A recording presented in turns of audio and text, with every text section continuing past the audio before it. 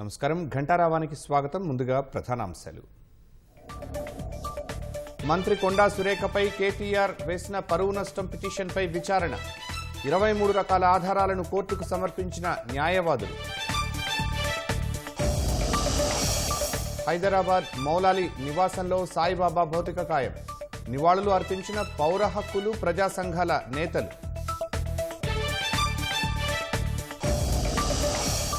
ముంబై నుంచి వెళుతున్న విమానానికి బాంబు బెదిరింపులు. ఢిల్లీ ఎయిర్పోర్ట్లో అత్యవసర ల్యాండింగ్.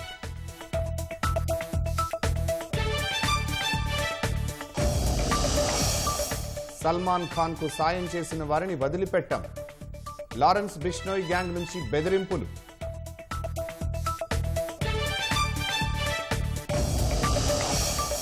గాజాలో విరుచుకుపడ్డ ఇజ్రాయెల్ సైన్యం. 23 మంది మృతి. హమాస్ మిలిటెంట్లు ఉన్నారన్న సమాచారంతో దాడి చేశామన్న ఐడిఎఫ్.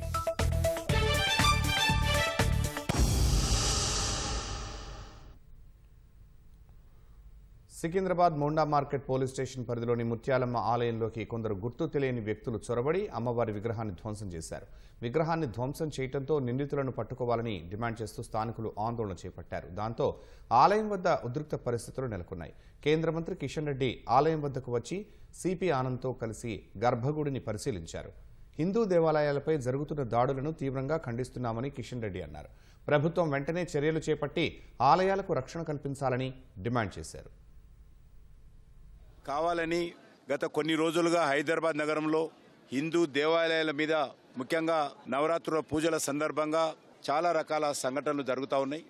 ఇటీవలనే ఎగ్జిబిషన్ గ్రౌండ్లో జరిగినటువంటి సంఘటన కానీ, ఇతర ప్రాంతాల్లో జరిగినటువంటి సంఘటన, అదేదో దొంగతనానికి వచ్చానని ఒకసారి, లేక మానసికంగా బాగలేరని చెప్పి ఒకసారి పోలీసులు దాన్ని మరి మసిబూసి మారేడుకాయ చేసే ప్రయత్నం చేస్తూ ఉన్నారు. ఇక్కడ మాత్రము ఎక్కడ కూడా ఇది దొంగతనానికి రాలేదు. ప్రభుత్వము కఠినంగా వ్యవహరించాల్సినటువంటి అవసరం ఉంది.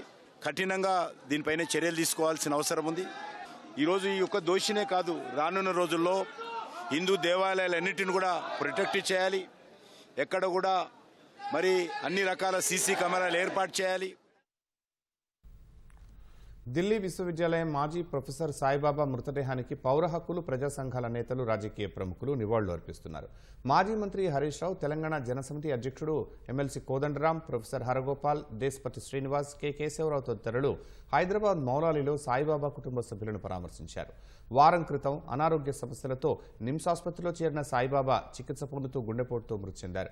ఉదయం గన్ పార్క్ వద్ద అభిమానుల సందర్శనార్థం భౌతికాయాన్ని ఉంచిన కుటుంబ సభ్యులు అనంతరం ఇంటికి తరలించారు. మధ్యాహ్నం 2 గంటల తర్వాత గాంధీ ఆసుపత్రికి ప్రొఫెసర్ సాయిబాబా మృతదేహాన్ని అప్పగించనున్నారు. అక్రమ నిర్బంధమే సాయిబాబా మృతికి కారణమని, కేంద్ర ప్రభుత్వమే దీనికి బాధ్యత వహించాలని పలువురు డిమాండ్ చేశారు.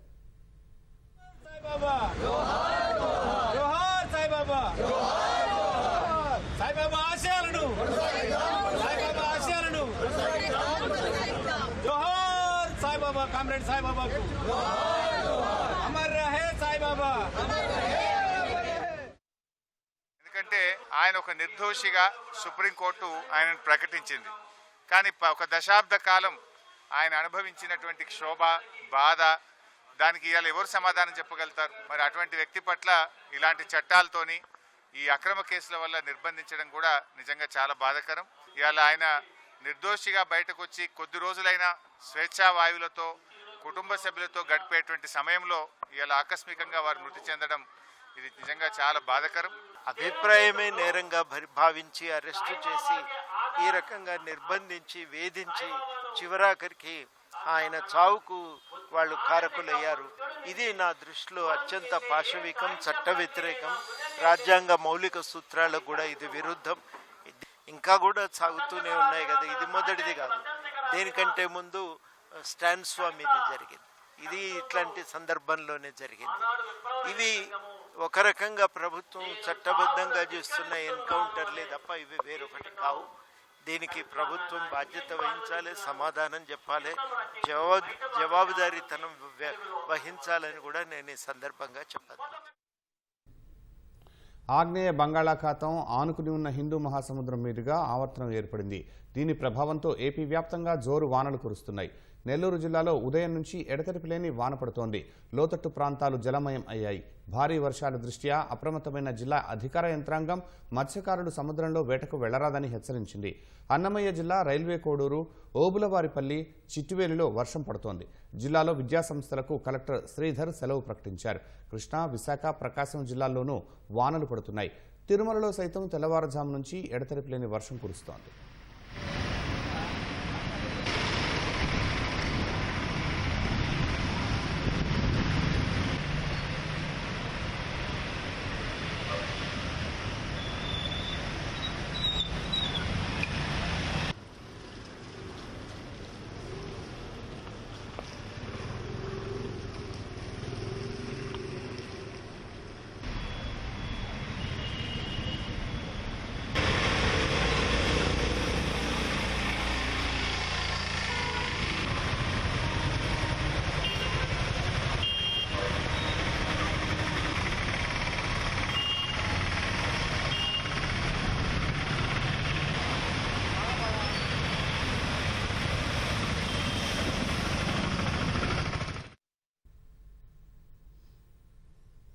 భద్రాచలంలోని శ్రీ సీతారామచంద్రస్వామి ఆలయంలో దసరా ఉత్సవాలకు గైర్హాజరైన 2 వైదిక పెద్దలకు ఆలయ ఈవో రమాదేవి మెమోలు జారీ చేశారు.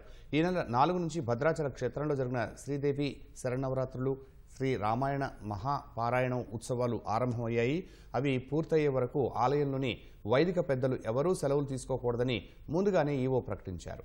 ఆలయ స్థానాచార్యులు స్థల సాయి వేద పండితులు మురళీకృష్ణమాచార్యులు గైర్హాజరై తిరుపతిలో జరిగిన ఉత్సవాలకు హాజరైనట్లు తెలుస్తోంది.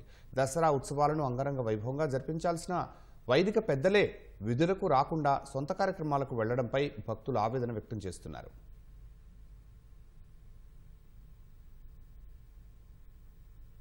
హైదరాబాద్ విజయవాడ జాతీయ రహదారిపై వాహనాల రాకపోకలు సాధారణ స్థితికి చేరుకున్నాయి. పంతంగి టోల్ ప్లాజా వద్దకు వచ్చిన వాహనాలు కొన్ని క్షణాల వ్యవధిలోనే టోల్ బూతులను దాటుకుని ఎలాంటి అంతరాయం, నిరీక్షణ లేకుండా ముందుకు సాగుతున్నాయి. పండుగలను నిర్వహించుకునేందుకు హైదరాబాద్ నుంచి సొంత ఊర్లకు వెళ్లిన ప్రజలు తిరుగు పయనం కావడంతో ఆదివారం సాయంత్రం నుంచి వాహనాలు జాతీయ రహదారిపై బారులు తీరాయి. పంతంగి టోల్ ప్లాజా వద్ద దాదాపు 2 కిలోమీటర్ల మేర వాహనాలు నిలిచిపోయాయి. ట్రాఫిక్ను క్రమబద్ధీకరించేందుకు పోలీసులు చర్యలు తీసుకున్నారు. సోమవారం ఉదయానికి రద్దీ పూర్తిగా తగ్గిపోయింది.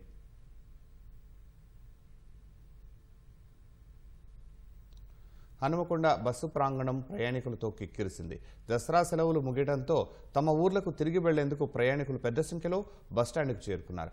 ప్రయాణికుల రద్దీ దృష్ట్యా ఆర్టీసీ సిబ్బంది తగిన బస్సులను ఏర్పాటు చేసింది. హైదరాబాద్, వరంగల్కు ఎక్కువ సంఖ్యలో బస్సు సర్వీసులను నడిపిస్తున్నట్లు ఆర్టీసీ అధికారులు తెలిపారు. సూపర్ లగ్జరీ, డీలక్స్, రాజధాని సర్వీసులతో పాటు ఎక్స్ప్రెస్ సర్వీసులను నడిపిస్తున్నట్లు అధికారులు వెల్లడించారు. ఏసీ, సూపర్ లగ్జరీ సర్వీసులు ఎక్కువగా ఉన్నాయని, సాధారణ బస్సులు అడపాదడపా వస్తున్నాయని ప్రయాణికులు ఆరోపిస్తున్నారు.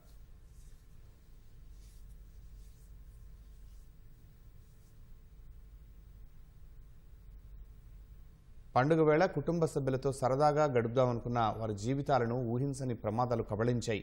వారి కుటుంబీకులను కన్నీటి సంద్రంలో ముంచేశాయి.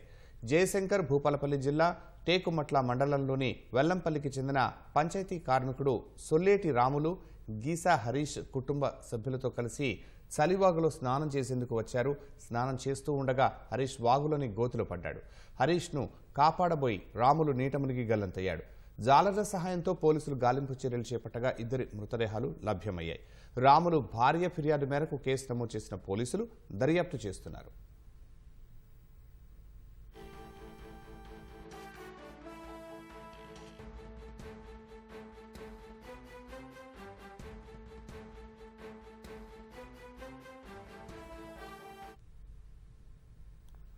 కొండ నాలుగుకి మందేస్తే ఉన్న నాలుక ఊడిందన్నట్లుగా తయారైంది నిజామాబాద్ నగరపాలక సంస్థలోని విలీన గ్రామాల పరిస్థితి. ఎక్కడ చూసినా ధ్వంసమైన రహదారులు, రోడ్లపై పారే మురుగునీరు, దుర్గంధం వెదజల్లే పరిసరాలే దర్శనమిస్తున్నాయి. కనీస సౌకర్యాలు లేకపోవడంతో ప్రజలు నానా అవస్థలు పడుతున్నారు. విలీనమై ఏళ్లు గడిచిన అధికారుల నిర్లక్ష్యం, పాలకుల పట్టింపు లేనితనంతో స్థానికులకు కష్టాలు తప్పట్లేదు.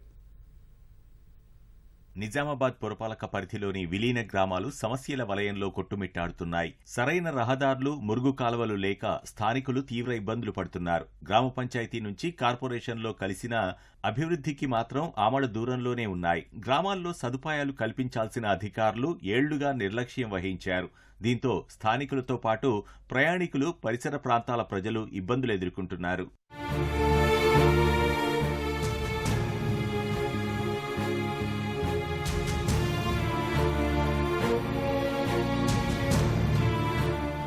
వివిధ మండలాల్లో భాగంగా ఉన్న 10 గ్రామ పంచాయతీలను నిజామాబాద్ నగరపాలక సంస్థలో విలీనం చేశారు. ఇందులో కాలూరు, ఖానాపూర్, మాడిక్ బండార్, సారంగపూర్, గూపన్పల్లి, బోర్గాం పి, ముబారక్ నగర్, మాధవ్ నగర్ గ్రామాలున్నాయి. ఈ గ్రామాల జనాభా దాదాపు 25,000కు పైగా ఉంటుంది.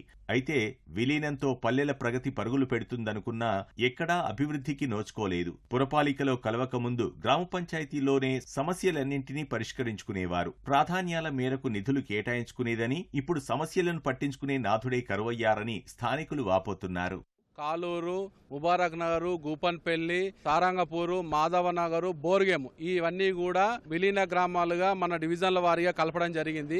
అప్పటి నుంచి అభివృద్ధిలో కొద్దిగా శూన్యమైంది. మన విలీన గ్రామాలన్నీ కూడా అభివృద్ధి అవుతాయన్న ఆలోచనతో బాగానే సంతోషపడ్డాం, కానీ ఇప్పటి వరకు ఎలాంటి కూడా అభివృద్ధి కాలేదు. అధికారులు పట్టించుకొని తొందరలో ఈ రోడ్లు గానీ, డ్రైనేజీలు గానీ, అవసరమైతే స్ట్రీట్ లైట్లు గానీ ప్రతి ఒక్క దగ్గర కూడా పెట్టి మన నిజామాబాద్ కార్పొరేషన్ ధీటుగా ఈ గ్రామాలు, విలీన గ్రామాలు కూడా తప్పకుండా వారి లెక్క ఉంటే మా అందరం ప్రజలందరం కూడా సంతోషపడతామని మీ ద్వారా తెలియజేయడం జరుగుతుంది. ఇక్కడ రోడ్డు విషయానికి వస్తే గత కొన్ని సంవత్సరాలుగా రోడ్ అనేది అస్సలు బాగాలేదు.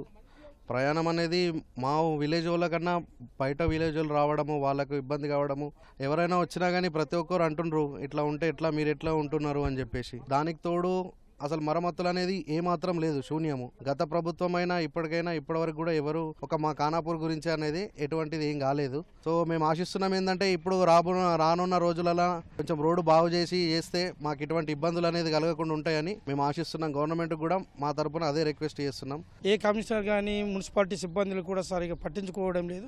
సార్ దయచేసి మీరు అందరు పట్టించుకొని మాకు రోడ్లు ఒకటి డ్రైనేజీలు బాగా చేయించగలని మనం మనవి చేస్తున్నాము. ఇన్ని రోజులతో తిరుగుతున్న 5 సంవత్సరాల నుంచి కూడా మాకు గ్రామాభివృద్ధి మేరంగా కనిపిస్తున్నాయి. మా ఫస్ట్ డివిజన్ దయచేసి మా నిజామాబాద్ డివిజన్ల మాదిరిగా మా ఫస్ట్ డివిజన్ పట్టించుకొని మాకు సహాయం చేయగలరని మున్సిపాలిటీ సిబ్బందిని అండ్ ఆఫీసర్లను, అధికారులను మేము కోరుతున్నాము. ఈ గ్రామాలు నిజామాబాద్ కార్పొరేషన్లోని డివిజన్ 1, 13, 18 పరిధిలో ఉన్నాయి. విలీనమైనప్పటి నుంచి గ్రామాల్లో సరైన వసతులు కల్పించడంలో నగరపాలక సంస్థ విఫలమైందనే ఆరోపణలు వచ్చాయి. పాలకులు, అధికారులు ప్రధాన అంతర్గత దారులతో పాటు మురుగు కాల్వలను నిర్మించాల్సి ఉన్నా పట్టించుకోవడం లేదు. కొన్ని కాలనీల్లో కంకర వేసి వదిలేయడంతో వర్షాలకు మరీ దారుణంగా తయారయ్యాయి. వర్షాకాలానికి ముందే నగరపాలక సంస్థ అధికారులు రోడ్లు, మురుగు కాలువల మరమ్మతు చేయకపోవడంతోనే మోస్తరు వర్షాలకే గుంతల్లో నీరు చేరుతుందని స్థానికులు చెబుతున్నారు. ఈ గ్రామాల నుంచి నిజామాబాద్ జిల్లా కేంద్రంతో పాటు వివిధ ప్రాంతాలకు వెళ్లే ప్రయాణికులు సైతం ఇక్కట్లు పడుతున్నామని అంటున్నారు. అసలు ఇది రోడ్డా లేకుండా మా పల్లెటూర్లలో జీపీలా కంటే అధ్వానంగా ఉంది. అక్కడ మేమేం మంచి ప్రదేశం కానీ బొందలు కూర్చుకుంటాము. ఇది ఆల్రెడీ నిజామాబాద్ మున్సిపాలిటీలో కలిసింది, పెద్ద విలేజ్ కూడా పెద్దదే, ఇండస్ట్రియల్ ఏరియా. అసలు నడవాలంటేనే భయం అనిపిస్తుంది సార్. ఈ రోడ్ల కార్కి వచ్చేసి కింద డ్యామేజ్లు ఇవన్నీ అంటే చాలా ఇబ్బందులు అవుతుంటాయి మాకు. దయచేసి పెద్దలు, కార్పొరేషన్, నిజామాబాద్ వాళ్ళు కానీ ఇక్కడ నుండి స్పందించి ఈ రోడ్ని తొందరగా బాగు చేస్తే చాలా బాగుంటుందని మేము కోరుకుంటున్నాము. ఇప్పుడు బండి మీద, మనం బైక్ మీద కానీ ఏదైనా సామాన్ కోసం వెళ్తే అసలు మనం ఇంటికి తిరిగి వస్తామా, తిరిగి రామా అనే అనుమానం కూడా వస్తుంది. మరి ఇటువంటి టైం లోపల అధికారులు, ఇప్పుడు మున్సిపల్ లోపల విలీనమైన గ్రామాలు ఎన్నో ఉన్నాయి, దాదాపుగా 10-12 విలీనాలు కావచ్చు. కానీ ఏ గ్రామానికి వెళ్ళినా కానీ పరిస్థితి ఇదే రకంగా ఉంది. మరి దీనికోసం మన మున్సిపల్ అధికారులు కానీ, ఇంకా పై అధికారులు కానివ్వండి, ఇంకెవరైనా కానివ్వండి, ఎవరు కూడా పట్టించుకునే నాదుడు లేడు. కాబట్టి దయచేసి ఈ రోడ్లను ప్రత్యక్షంగా తమరు వచ్చి చూసి దీనికోసం ఏదైనా పరిష్కారం ఆలోచించి, పరిష్కారం అంటే పరిష్కారం ఏదో ఆలోచిస్తాము, వస్తాము, పోతాము, మళ్ళీ ఏదో చూసామా చేసామా అన్నది కాకుండా దానికి శాశ్వత మార్గం ఆలోచించేసి దయచేసి రోడ్లను బాగు చేసేసి ఆ రాకపోకలకు కాస్త అంతరాయం కలగకుండా చూడాలని మీకు చేతులెత్తి దండం పెడుతున్నాను. ఇప్పటికైనా పురపాలక అధికారులు స్పందించి విలీన గ్రామాల్లో మౌలిక సదుపాయాలు కల్పించాలని స్థానికులు కోరుతున్నారు. భారత నావికాదళం 14 ఏళ్ల ప్రయత్నాలు ఫలించబోతున్నాయి. దేశంలో 2వ అతిపెద్ద రాడార్ స్టేషన్ను తెలంగాణ గడ్డ మీద నిర్మించబోతున్నారు. వికారాబాద్ జిల్లా పూడూరు మండలం దామగుండం అటవీ ప్రాంతంలో రాడార్ స్టేషన్ రాబోతోంది. ఇప్పటికే అక్కడ 2,900 ఎకరాల అటవీ భూములను స్వాధీనం చేసుకున్న నేవీ అధికారులు ఈ నెల 15న రాడార్ స్టేషన్కు శంకుస్థాపన చేయబోతున్నారు. ఈ స్టేషన్ ద్వారా హిందూ మహాసముద్రం, అరేబియా సముద్రం, బంగాళాఖాతంలో తిరిగే నౌకలు, జలాంతర్గాముల్లోని సిబ్బందికి సమాచారం ఇచ్చిపుచ్చుకోనున్నారు. వికారాబాద్ జిల్లా పూడూరు మండలంలోని దామగుండం అటవీ ప్రాంతంలో భారత నావికాదళం నిర్మించనున్న VLF రాడార్ స్టేషన్ నిర్మాణానికి ముహూర్తం ఖరారైంది. ఈ నెల 15న ముఖ్యమంత్రి రేవంత్ రెడ్డి సమక్షంలో కేంద్ర రక్షణ శాఖ మంత్రి రాజ్నాథ్ సింగ్ రాడార్ స్టేషన్ నిర్మాణానికి శంకుస్థాపన చేయనున్నారు. ఈ క్రమంలో నేవీ అధికారులు ఏర్పాట్లలో నిమగ్నమయ్యారు. గత 14 ఏళ్లుగా ఈ రాడార్ స్టేషన్ నిర్మాణానికి నావికాదళం ప్రయత్నాలు చేస్తోంది. 2010 నుంచి 2023 వరకు అప్పటి రాష్ట్ర ప్రభుత్వాలతో సంప్రదింపులు జరుపుతూనే ఉంది. రాష్ట్రంలో కాంగ్రెస్ ప్రభుత్వం అధికారంలోకి రావడంతో ఈ విషయంపై రేవంత్ రెడ్డి దృష్టి సారించారు. ఆయన సమక్షంలోనే ఈ ఏడాది జనవరి 24న రిజర్వ్ ఫారెస్టులోని 2900 ఎకరాలను అటవీ అధికారులు నావికాదళానికి అప్పగించారు. దీంతో రాడార్ స్టేషన్కు అవసరమైన భూములు అందుబాటులోకి రావడంతో ఈ నెల 15న శంకుస్థాపనకు ముహూర్తం ఖరారు చేశారు.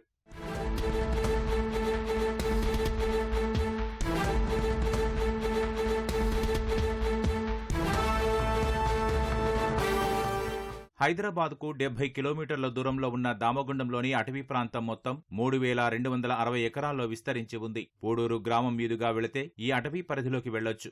అక్కడ పురాతన కాలం నాటి రామలింగేశ్వర స్వామి దేవాలయం ఉంది. నగరం నుంచి చాలా మంది భక్తులు ఇక్కడికి వచ్చిపోతుంటారు. ఈ ప్రాంతంలో చాలా వరకు సినిమా షూటింగ్స్ కూడా జరుపుకున్నారు. ఈ అడవిని ఆనుకుని సుమారు 20 వరకు చిన్న పల్లెలు, తండాలున్నాయి. పశువుల మేత, ఇతరత్ర అవసరాలకు స్థానిక ప్రజలు ఈ అడవిపై ఆధారపడుతుంటారు. అడవి మధ్యలో చిన్న చిన్న నీటి వనరులు, వాగులు, వంకలున్నాయి. ఎంతో ఆహ్లాదకరంగా ఉండే ఈ అటవీ ప్రాంతంలో జీవవైవిధ్యం కళ్లకు కట్టినట్లు కనిపిస్తోంది. పెద్ద జంతువులేవీ రాకపోయినా రకరకాల పక్షులు, జింకలు, దుప్పులు కనిపిస్తాయి. ఇక్కడ అనేక ఔషధ మొక్కలు ఉండడంతో చాలా మంది శాస్త్రవేత్తలు ఈ ప్రాంతంలో నిత్యం అన్వేషణ సాగిస్తుంటారు. అలాంటి ఈ అటవీ ప్రాంతంలోని భూముల్లో 2900 ఎకరాలను నేవీకి అప్పగించారు. ఆ భూముల్లో 193,000 చెట్లున్నట్లు గుర్తించారు. మరో 300 నుంచి 400 ఎకరాల్లో గడ్డి భూములున్నాయి. నేవీకి అప్పగించిన భూముల్లోని చెట్లను పూర్తిగా తొలగించబోమని అధికారులు చెబుతున్నారు. అవసరమైతే తొలగించాల్సిన చెట్లను వేళ్లతో సహా పెకిలించి గడ్డి భూముల్లో నాటాలని అటవీశాఖ అధికారులు ఆలోచిస్తున్నారు.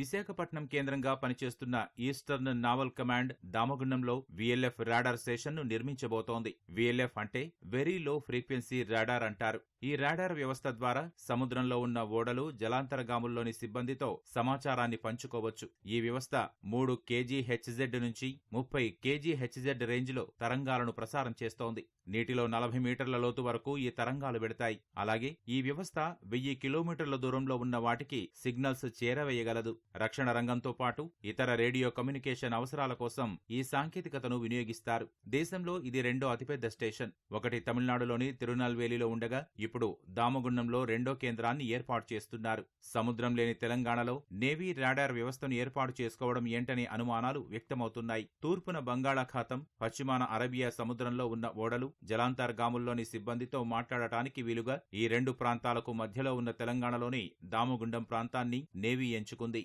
సముద్ర మట్టానికి 360 అడుగుల ఎత్తున ఉండటం, అటవీ ప్రాంతం కావడం, హైదరాబాద్కు 60 కిలోమీటర్ల దూరంలో ఉండటమే ఇందుకు ప్రధాన కారణమని నేవీ అధికారులు చెబుతున్నారు.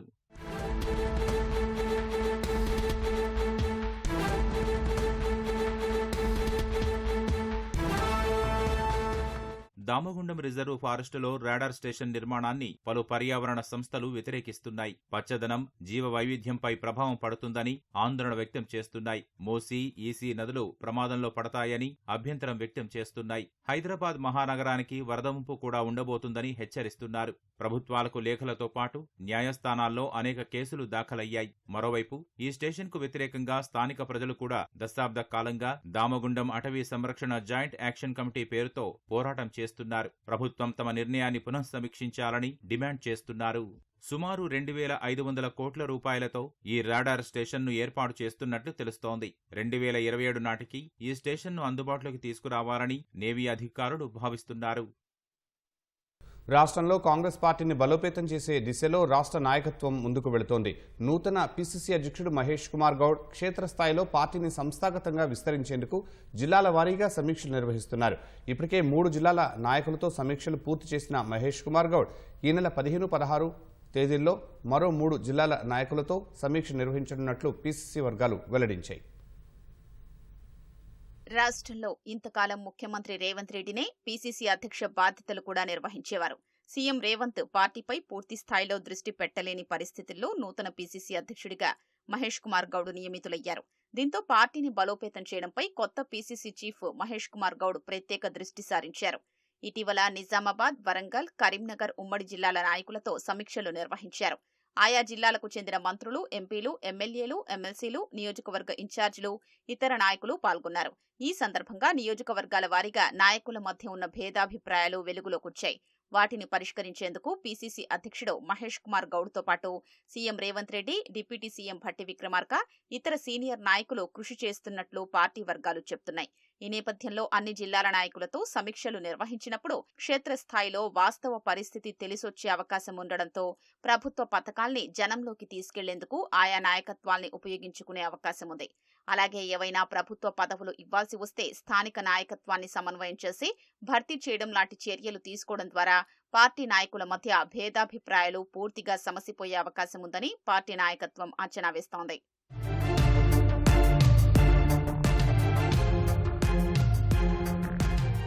ఈ నెల 15న ఉదయం మెదక్, మధ్యాహ్నం ఆదిలాబాద్ జిల్లాలకు చెందిన నాయకులతో సమీక్షలు నిర్వహించేందుకు రాష్ట్ర నాయకత్వం సిద్ధమవుతోంది. ఇప్పటికే ఆయా జిల్లాల నాయకుల్ని గాంధీ భవన్ నుంచి సమాచారం కూడా చేరవేశారు. 15న పీసీసీ అధ్యక్షుడు మహేష్ కుమార్ గౌడ్, రాష్ట్ర వ్యవహారాల incharge Deepa Das Munshi, PCC incharge కార్యదర్శులు పాల్గొనే ఈ సమావేశంలో ఆ రెండు జిల్లాలకు చెందిన మంత్రులు, ఎమ్మెల్యేలు, ఎంపీలు, ఇతర పార్టీ నాయకులు పాల్గొంటారు. అదేవిధంగా ఈ నెల 16న ఉదయం రంగారెడ్డి జిల్లాకు చెందిన నాయకులతో పీసీసీ అధ్యక్షుడు మహేష్ కుమార్ గౌడ్, దీపాదాస్ మున్షి, ఏఐసీసీ కార్యదర్శులు సమావేశమై సమీక్ష చేస్తారు. గత అసెంబ్లీ, పార్లమెంటు ఎన్నికల్లో నియోజకవర్గాల వారీగా పార్టీల అభ్యర్థుల వారీగా వచ్చిన ఓట్ల వివరాల్ని తెప్పించుకున్న పీసీసీ చీఫ్ మహేష్ కుమార్ గౌడ్ సమీక్షలో ప్రస్తావించే అవకాశం ఉంది. ఎక్కడెక్కడ తక్కువ ఓట్లొచ్చాయి, ఎందుకొచ్చాయి, అక్కడ ఓట్ల శాతాన్ని పెంచేందుకు తీసుకోవాల్సిన చర్యలేమిటి తదితర అంశాల్ని కూడా ప్రస్తావిస్తారని పీసీసీ వర్గాలు చెబుతున్నాయి. ఈ విషయంపై అధ్యయనం చేసిన తర్వాత ఎక్కడెక్కడ పార్టీ బలహీనంగా ఉందో అక్కడ సంస్థాగతంగా బలోపేతం చేయాలని భావిస్తున్నట్లు తెలుస్తోంది.